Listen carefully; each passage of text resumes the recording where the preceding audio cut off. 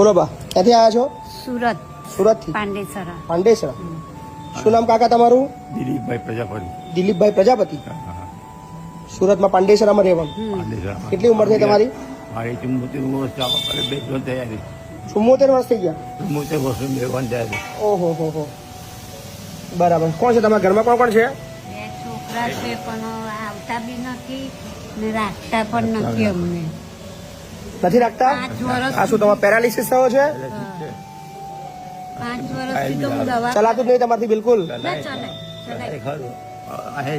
બતાવો તો, ચાલીને બતાવો તો શું થાય છે? ચાલીને બતાવો. આ બતાવો ને, ઉભા થઈને બતાવો ને તમે શું થયું છે પરિસ્થિતિ તમારી. ચાલે, કાંટો બી મારી આવે તો. એટલે જાતે ઊભું ના થવાય ને? ના થવાય છે. પણ પેલા ગાડીમાં બેસીને આવ્યા ને 3 વાગે ઉઠેલા ને અચ્છા, ધીમે ધીમે જો બહુ અઘરું છે પરિસ્થિતિ. જરા ખાઈ લે ને પછી ખાવાનું ખાશે ને એટલે બરાબર. બરાબર. હા, બે જાઓ. દવા તો ચાલે જ છે. દવા તો હું લઈ આવેલી જ બે જાઓ. બહુ અઘરું છે તારા ને પરિસ્થિતિ. હા, તો પૈસા પણ છોકરાઓ આપતા નથી દવાના. બોલો. દવા કરાવી જ નહીં? ના દવા ચાલે. આજ સવારમાં નીકળેલા સુરત થી? હા, 3 વાગે નીકળેલા. સવારમાં 3 વાગે. શેમાં? ગુજરાત કિનમાં 5:30 વાગે. 5:30 વાગે ઉધના થી બેઠા હતા? ના, ઉધનામાં નથી ઉભો રહેતો. સુરત સ્ટેશનથી? સુરત સ્ટેશન. ઓકે. છોકરો શું કરે તમારો? છોકરો નોકરી કરે છે. 2 છોકરા છે પણ નોકરી કરે છે. ઘર તમારું? ઘર હતું પણ એ લોકોએ લોન લીધી ને તો પછી મારે વેચવા પડ્યું ને પછી મને એમ કે આપણે સાથે બધા રહીશું ને અમને મૂકીને ભાડેના ઘરમાં ચાલી ગયા તો મેં 5,500 રૂપિયા 5 વર્ષ ભાડું ભર્યું.